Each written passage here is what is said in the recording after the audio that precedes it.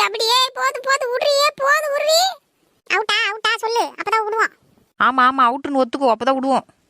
ஏன் உருறி போதுண்டி, அவுட்டுடி உருறி. அந்த பயம் இருக்கட்டும். உருறி வைதேசு உருறி.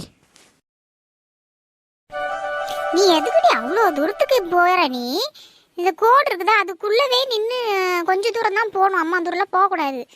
ஈஸியாக அமுக்கிட்டாங்க பார்த்து உன்னை. நான் எப்படி விளையாடுறேன்னு நீ பாரு.